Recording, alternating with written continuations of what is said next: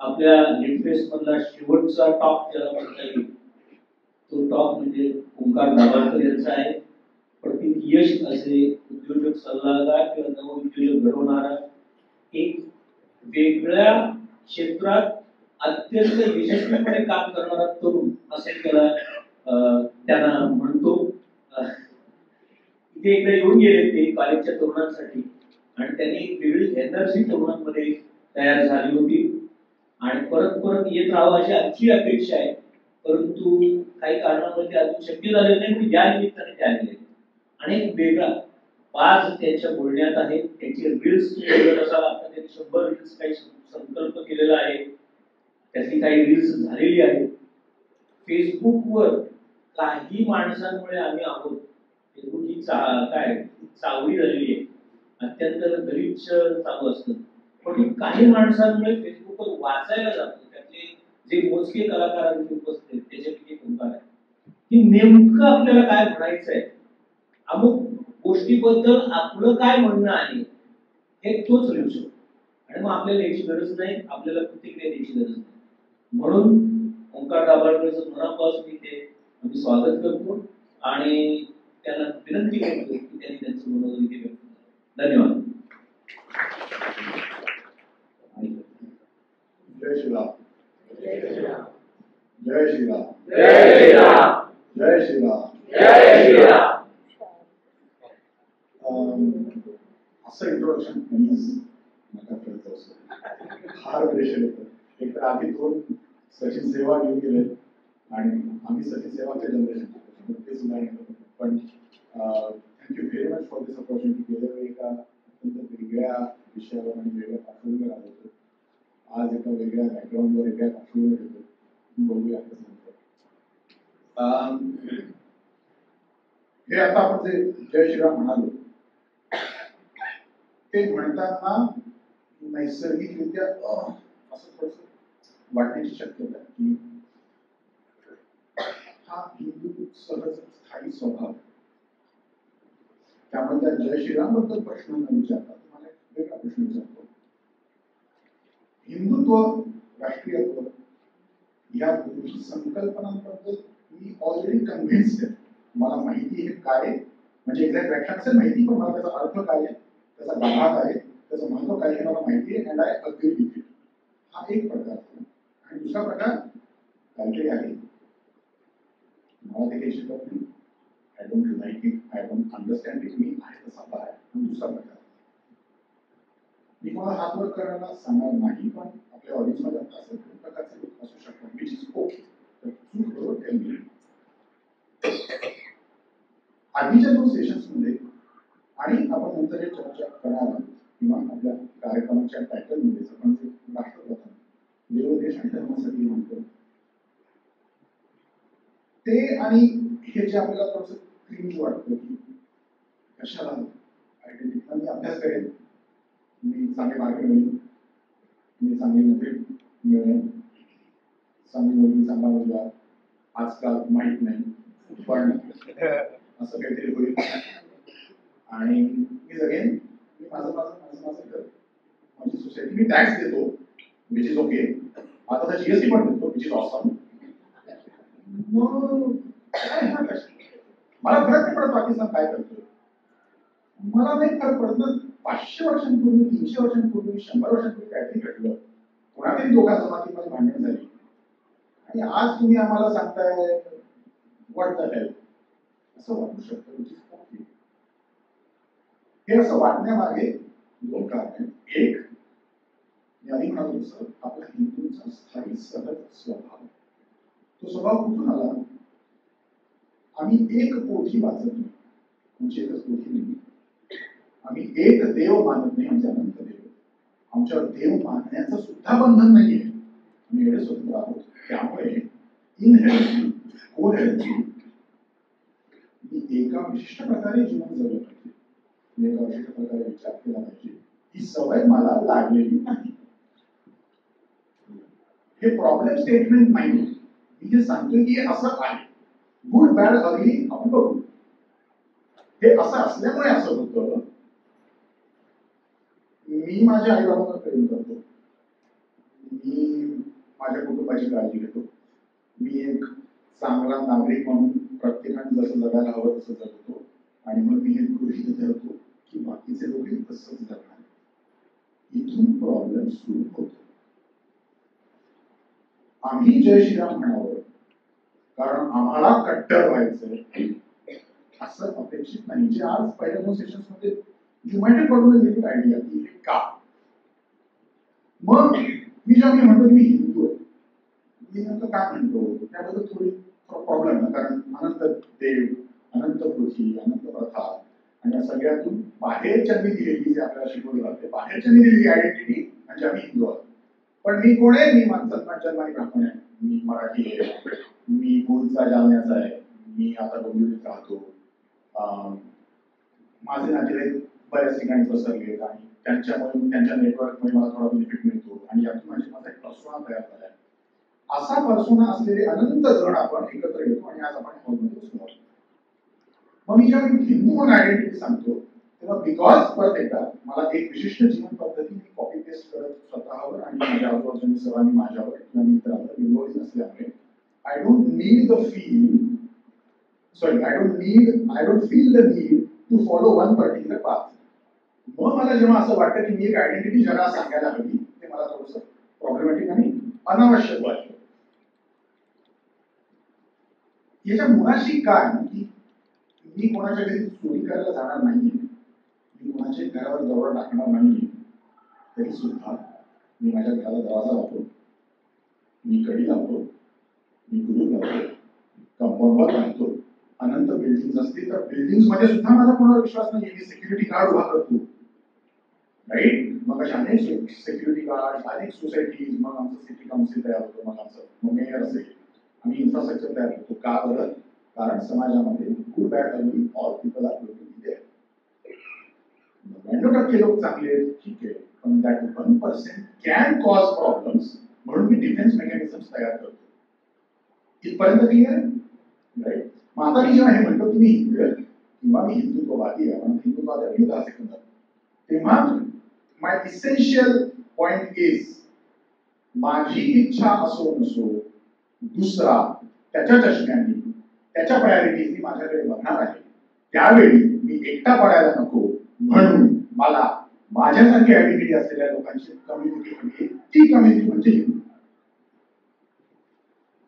आणि ह्या कम्युनिटीच्या, या हिंदू कम्युनिटीमध्ये असे बरेच आहेत ज्यांना हा अवेअरनेस नाहीये.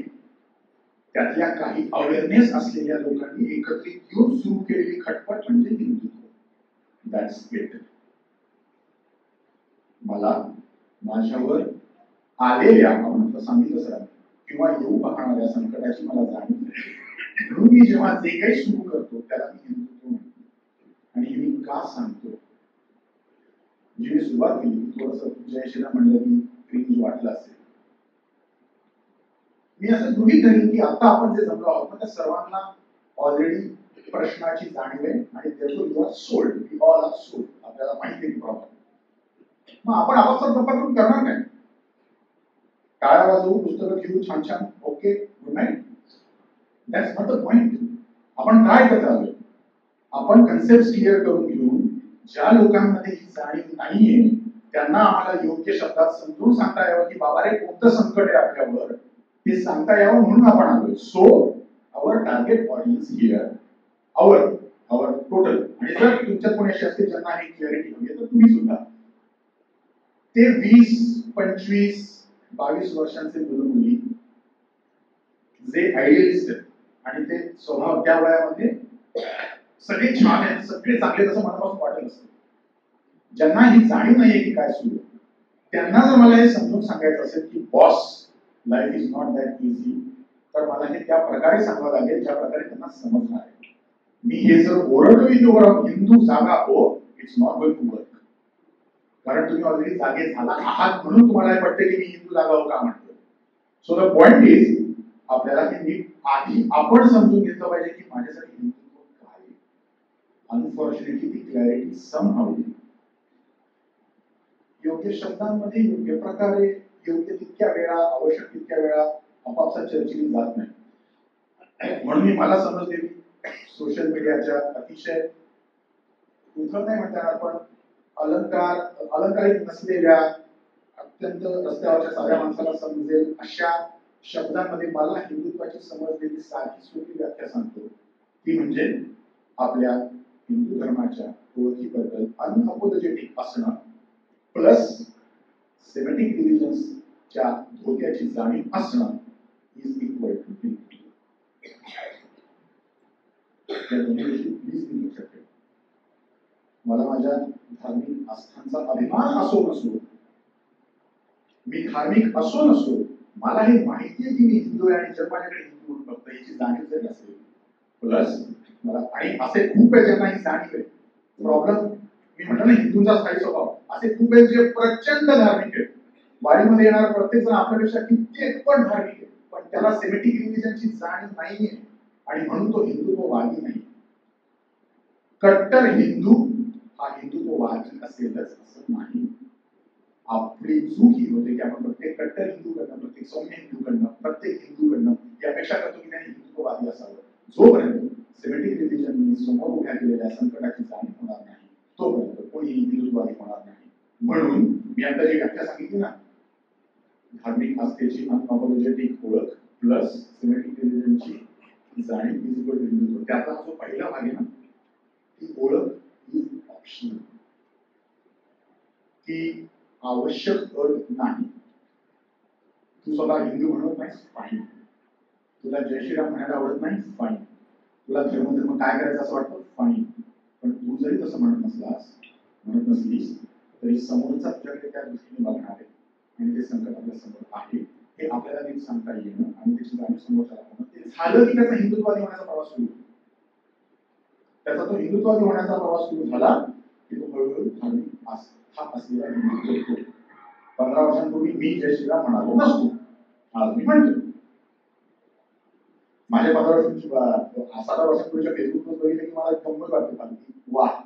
So we all go through that, right. आपण कधी ना कधी आयडियालिस्ट असतो, आपल्या सर्वांना हवं असतं की जग खूप छान आहे असं असायला हवं, कारण आपण सगळे चांगले असतो. Unfortunately world is not like that.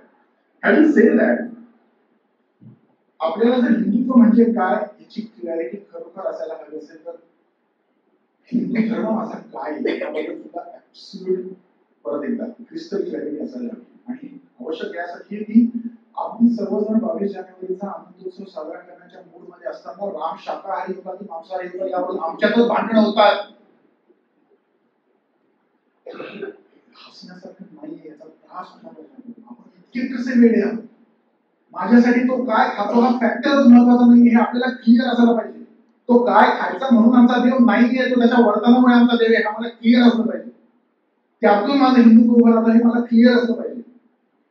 असे भांडणं माझ्या तुमचा कामा नाही. तुम्ही रामाची पूजा करता की विष्णूची करता की शंकराची करता की तुम्ही दत्त संप्रदायाचे आहात की तुम्ही कोणताच देव मानत नाही, आय डोंट केअर. हे माझं हिंदू धर्मत्व आणि हेच माझं हिंदुत्व. ही क्लॅरिटी. आणि मी तुम्हाला का सांगतोय, मला माहिती आहे तुम्हाला सर्वांनाही माहिती आहे, पण हे व्यक्त होताना तुम्हाला सर्वांसमोर एक टास्क आहे आज. तुम्हाला इथून बाहेर पडून 10 तरुणांना जे बाउंड्रीवर आहेत किंवा जे क्लूलेस आहेत त्यांना कन्व्हर्ट करायचंय, राईट. हे कसं करायचंय ते असं करावं लागणार आपल्याला. नाहीतर सध्या नरेंद्र मोदी आहे, सध्या वातावरण आहे, अजून 10 वर्षांनंतर who knows? We don't know. That's the next point. माझं हिंदुत्व कोणता पक्ष सत्तेत आहे, कोणत्या राजकीय पक्ष हिंदुत्व उचलून धरतोय याच्याशी असोसिएट करून नाही सांगणार. कारण इस्लामचा प्रश्न, आणि आपण आज इस्लामवर चर्चा करतोय, ख्रिश्चनिटीचा प्रश्न त्याच्यापेक्षा फार विचित्र प्रकारे घातक आहे. तर हे प्रश्न आहे. ह्या प्रश्नांचा आमच्या अंगावर येणं, केंद्रात कोण सत्तेवर यावर असणार नाहीये. उलट जर ती सत्ता बदलली तर ते अजून स्पीड येणार. आणि त्यावेळी आम्ही जर आमचं तेज घालवत बसलो, आज म्हणजे थोडं शास्त्र तेज आम्ही कमावलंय, तर we are done, we are doomed. Okay, tata, bye bye असं म्हणून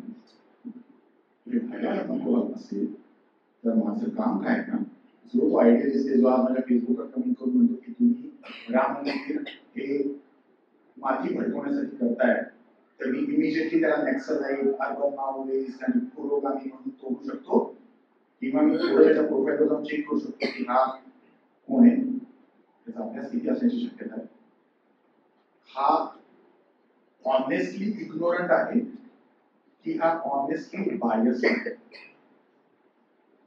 आपल्या सर्व हिंदू समाजाचा परत एकदा तोच प्रॉब्लेम की वी आर ऑनेस्टली इग्नोरंट. आपल्याला प्रामाणिक अज्ञान, कारण मी चांगला तर सगळे चांगले. हे अज्ञान आपल्याला जर दुसऱ्यांचं दूर करायचं असेल तर आपल्याला त्यांना सौम्यपणे शांतपणे समजून सांगावं लागेल की हा प्रॉब्लेम समजेल. आणि शेवटचा अत्यंत महत्वाचा मुद्दा आहे,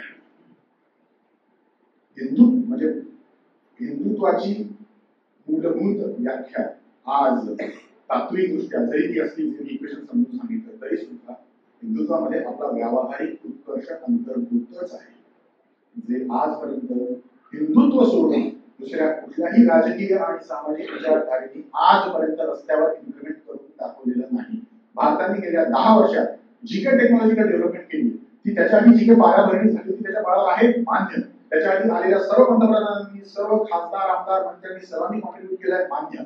पण आयडिओलॉजिकली, सिस्टमॅटिकली असर्ट करून एका ठराविक दिशेने जो काही व्यावहारिक उत्कर्षाचा मार्ग हिंदुत्वाने दाखवलाय तो दुसरा कुठल्याच विचारधारेने दाखवला नाही. आणि मुंबईच्या लोकल्सची दाबीची याद, मुंबई पुणे रेल्वेच्या बोगीज मध्ये 2 सीट्स मधला स्पेस वाढवा, ह्या गोष्टी घडायला 2014-17 व्हायची काहीच गरज नव्हती. जग आज म्हणते की आम्हाला युपीआय नावाचा कोड उलगडता येत नाही. ही कंप्लीट आपली तेव्हाच होती, परम संगणक होता ना आधीच. So we had technological advancement at all the levels. पण आता झालंय कारण हिंदुत्व हा विचार जरी एक डिफेन्सिव्ह मेकॅनिझम म्हणून आहे आणि तीच आपली आयडेंटिटी आणि त्यामुळेच आपण हिंदुत्वादी आहोत, तरी सुद्धा त्यांनी on ground development, growth, inclusive growth याचं जे मॉडेल उभं केलं आहे ते आजच्या नॉन राईट असं म्हणू आपण, नॉन लेफ्ट म्हणायचं म्हणायला नको असेल तर त्यांच्याकडे याचं उत्तर नाही. त्यांच्याकडे अजूनही उत्तर आहे, श्रीमंताकडून घ्या आणि गरिबांना घ्या किंवा सरकारने फुकट पोचा, हेच. आणि आजच्या तरुणाईला आम्ही सचिन तेंडुलकरच्या फॅमिलीच्या पिढीची लोक कितीही नावं ठेवू, आम्ही किती म्हणू की रील्स मध्ये अडकलेली मुलं, Snapchat, I don't understand high Snapchat works. पण या सगळ्यामध्ये काय अडकलेली ही सगळी तरुणाई आहे, पण यांना फुकट नकोय. ह्या तरुणाईचं क्रेडिट आपण दिलंच नाही. आणि युअर लकी, कारण 1991-92 नंतर तुझा जन्म झालाय, तुम्हाला ऑपॉर्च्युनिटी भरपूर असताना तुम्हाला वेगळं सगळं दिसते. मी मोठा होत असताना मी बघितलं, पण त्याच्या आधीच्या पिढीला दिसलंच नव्हतं. तर because of everything and whatever anything. पण ही पिढी त्या left take from rich distribute to the poor financial मॉडेलला रिजेक्ट करून बसली. ही already mature, career centric, practical विकास, माझं फ्युचर हा विचार करणारी आहे, विच इज ऑसम. त्यांना जर आपण हे सगळं समजून सांगू शकतो की राजा किंवा राणी, तुला जे काही ग्रोथ हवी आहे, तुला जी काही सेफ्टी आणि सिक्युरिटी हवी आहे, तो ठीक आहे ना, तू स्टार्टअप लॉन्च करशील, तुला $1 बिलियन व्हॅल्युएशन हवं असेल, ते असण्यासाठी तुला जे सेफ अँड सिक्युअर एन्व्हायरमेंट लागणार आहे, ते एन्व्हायरमेंट असण्यासाठी तुझ्या घराभोवती काळे पडदे लागलेले चालणार नाही.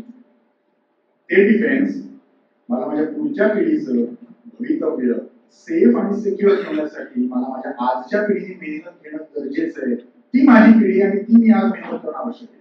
हा अवेअरनेस असणं पहिलं आपलं काम, आणि दुसरं हा अवेअरनेस मला शिकवायचा आहे. तो आपोआप पाय बरं कोणाला जायला मला कोणालाच येणार नाही. मी हॅव टू अंडरस्टँड दिस की माझं आजचं नव्या पिढीचं हिंदुत्व हे असं आहे. being number one, absolutely clear की हे डिफेन्स मेकॅनिझम आहे. आमच्या समोर जर सेमेटिक रिलिजनचं संकट नसतं तर आम्ही हिंदुत्व म्हणालो नसतो. Okay, fine. आम्ही भीती दाखवून हिंदू ऐकत राहतो का? हो, भीती आहे म्हणूनच एकत्र यायचं, नाहीतर आम्हाला एकत्र काय गरज होती, आम्ही आमच्या एकत्र सुखी राहतो.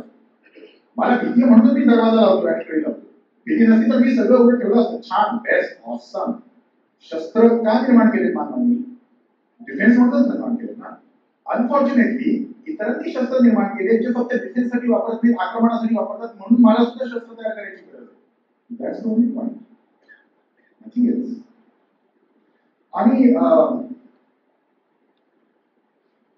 शेवटचं थोडंसं नवीन पिढीच्या हिंदुत्वाच्या अनुषंगाने आपल्यावर असलेल्या जबाबदारीचं भान म्हणून एक गोष्ट सांगतो की आपल्याला एक बरेचदा जाणवत नाही, पण वैचारिक प्रवास especially when you are moving from one ideology to other, इकडून तिकडे जे काही विचारांचं स्थलांतर होतं ते बरेचदा समोरचा विचार मला खूप आवडलाय, पटलाय, आकर्षक वाटतोय म्हणून नसून मला आधी जो विचार आवडत होता तो विचार जे लोक पाळतात त्यांच्या विचित्र वागण्यामुळे. माझ्यासारख्या कित्येक तरुणांना आज जय श्रीराम म्हणण्याची प्रेरणा देण्यामागे गुरुराम कशाबंधांचा ऑफकोर्स संघाचे मित्र सिनियर्स त्यांनी आमच्याशी व्यवस्थित बोलणं करणं, मला शहाणं करणं सगळं खरं आहे. पण जेव्हा ही लोक असं लिहायला लागतात ना की राष्ट्रवादाचं उत्तर म्हणून आपल्याला भाषिक पॉलिटिलाइज शोधून त्यांच्यात कटी वागायला पाहिजे, जसं जेव्हा अधिकृत असं बोलायला लागतात ना तेव्हा थोडंसं वाचलं, थोडंसं कळायला माणूस शहाणा होतो. आणि आपल्यासाठी का बरं महत्वाचं आहे, नवीन पिढीसाठी होतो म्हणून आपल्या वागण्यामुळे आपली बाजू योग्य असून, आपली बाजू सत्याची असून, आपली बाजू खऱ्याची असूनही जर आपण त्या 20, 22, 25 वर्ष वयाच्या मुलांना मुलींना जर समजून सांगत नसू तर आपल्यासारखे करंटे आपणच. राम मंदिर उभं राहते ते का उभं राहतं, ते एक श्रद्धास्थान म्हणून आहे, ते त्यांनी पाडलं म्हणून आम्ही त्यांनी पाडलं त्याचं बांधलं मग आम्ही बांधलं म्हणजे is it just a building or does it stand for something, there is a meaning to it, there is a significance to it. कारण प्रश्न फक्त त्या मंदिराचा आणि त्या मंदिराची पूजा करण्याचा नाही. तुमचं मंदिर पाडताना त्या मंदिर पाडण्यामागे जी फिलॉसॉफी होती ती फिलॉसॉफी आजही जिवंत आहे. त्या फिलॉसॉफीने युरोप गेलेला आहे. तुम्हाला दुसरं प्रूफ टाकायची गरज नाही. इंग्लंड गेला, England is no more England. तिथे तुमचे कोणी ओळखी जाऊन आले असेल ते सांगतात की it feels like we are going in Hyderabad. So म्हणजे जी भीती दाखवतो ती दाखवत नाही आपण, ती खरी भीती. पण असं असताना जर आपण आपल्या मुलांना जर आपण समजून नाही सांगू शकतो शांतपणे, थंडपणे, गोड शब्दातून पुरावे देऊन, तर परत एकदा आपल्यासारखे करायला आपण ती वेळ आपल्यावर यायला नको असेल तर आपल्या नव्या पिढीचं जे नव्या पिढीला हिंदुत्व आपण समजून सांगायला हवं ते आधी आपण नीट समजून घेतलं पाहिजे. आपण जेव्हा सोशल मीडियावर लिहित असू, कोणाशी बोलत असू, चर्चा करत असू, तेव्हा आपण क्लिअर पाहिजे की मी हिंदुत्ववादी आहे, की मी भाजप समर्थक आहे, की मी संघ स्वयंसेवक आहे, की मी मोदींचा भक्त आहे, मी नेमका कोण आहे. हे सगळं एकच आयडियली असू नये असण्याला मला विरोध नाही. मी इथे राजकीय बोलायला आलोच नाही. पण व्हॉट प्रॉब्लेम, माझ्यासमोर कोणता प्रश्न आहे ज्या प्रश्नाशी मी रिलेट करतो, असोसिएट करतो आणि ज्यावर मला अवेअरनेस क्रिएट करायचं. मला रोज सकाळी उठून नरेंद्र मोदी आणि देवेंद्र फडणवीस आणि व्हॉटेवर त्यांच्यासाठी भांडायची गरज आहे का? मला रोज त्याच्यावर फॅक्ट चेक करायची गरज आहे का? की मला हिंदुत्वाचा रिलेव्हन्स, त्याचा importance, what the problem is, ह्यावर चर्चा करून तो अवेअरनेस क्रिएट करायचा. ही क्लॅरिटी आजच्या नव्या पिढीच्या नव्या हिंदुत्व तेच आहे, पण आजच्या पिढीच्या आजच्या 2024चं पॅकेजिंग जर द्यायचं असेल तर आपल्याला समजायला पाहिजे की हा स्मार्टफोन असलेल्या पिढीला जर हे सगळं समजून सांगायचं असेल तर सो इथेच मी थांबेन की जर आपल्याला तो अवेअरनेस अच्छा सेमेटिक रिलिजन. सो मी जे सेमेटिक रिलिजन म्हणतोय, सेमेटिक रिलिजनचा अर्थ पोथीनिष्ठ आणि प्रेषित निष्ठ धर्म, जे एक पोथी मानतात, जे एक देव आणि एक प्रेषित मानतात आणि त्याशिवाय जर कोणी फॉलो करत असेल तर तो आमचा भाऊ नाही असं ते मानतात. एकदम परत एकदा सोशल मीडियाच्या रावडी भाषेची व्याख्या आहे. त्यांना आपण सेमेटिक रिलिजन म्हणतो. ज्यू, ख्रिश्चन्स, मुस्लिम्स हे सेमेटिक रिलिजन्स आहेत. आपण जेव्हा सेमेटिक रिलिजनचा धोका असं म्हणतो तेव्हा त्याचं मी उदाहरण देतो की जर पाकिस्तानातल्या मुस्लिमांवर अचानक एखादं खूप मोठं संकट आलं, पण जर त्यांच्यावर आलं तर आपण एक मानवतेवरचे मानवता प्रेमी म्हणून आपल्याला वाईट वाटेल आणि विवेक. पण भारतातल्या मुस्लिमांना त्याच वेळी जर भारतातल्या हिंदूंवर संकट आलेलं असेल तर त्या मुस्लिमांवरचं आलेलं संकट जास्त महत्वाचं आहे. हा मुस्लिमांवरचा आरोप नाही, मी मुस्लिम द्वेष्टा नाही, इस्लामची शिकवण. आपल्याकडे वेळ खूप कमी आहे त्यामुळे आपल्यासमोरचा प्रॉब्लेम इस्लामचा प्रॉब्लेम, मुस्लिमांचा प्रॉब्लेम नाही आहे. कदाचित खूप हास्यास्पद किंवा खूप किचकट वाटतं, त्यावर आपण थोडं दीर्घ बोलायला पाहिजे. थोडा इस्लामचा अभ्यास करायला लक्षात येईल. The problem is not in the Muslim people, it's in the philosophy of Islam.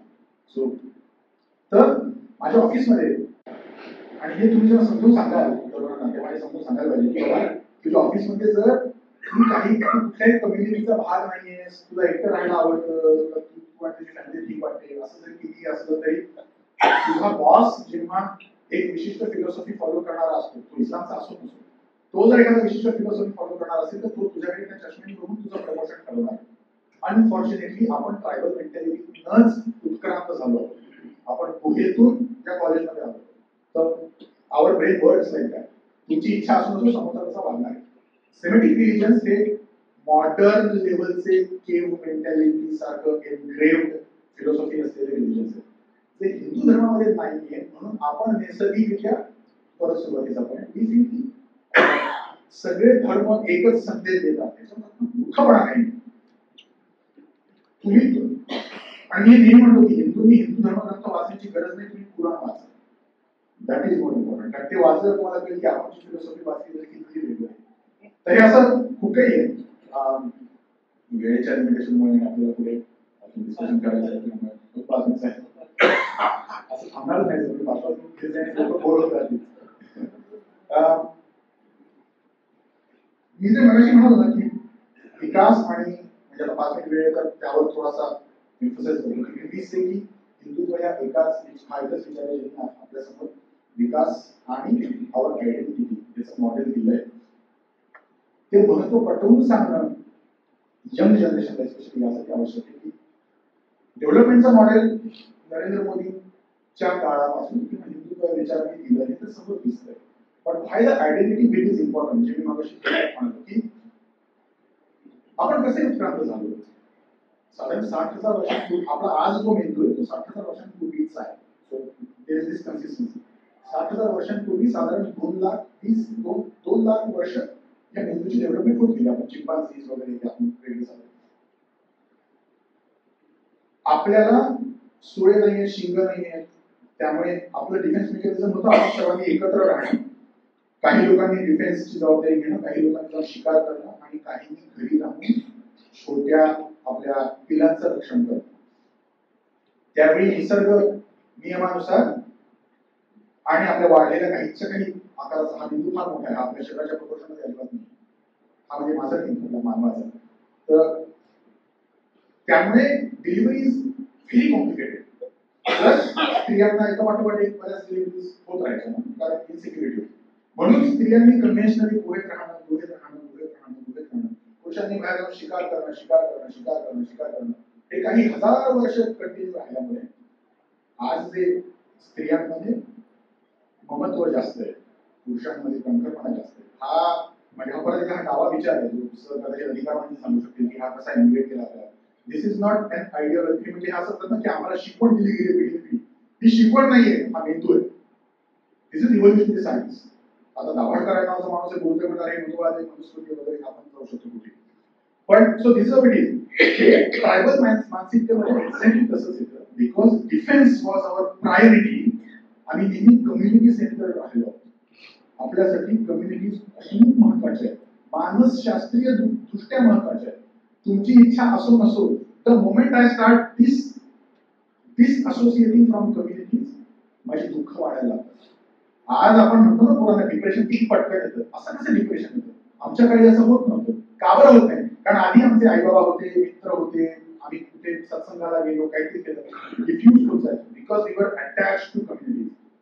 आज नवरा बायको एक तो मुलगा मोठा कसा होतो माहित नाही, त्याचे प्रॉब्लेम्स काय माहित नाही, आजी आजोबा सांगायला नाही की अरे आमच्या काळी कसं होतं. त्या बालकाला हे कळतच नाही की बॉस 50 साल पहिले बहुत क्रेझी था, अभी बहुत सही है. हे कळतच नाही.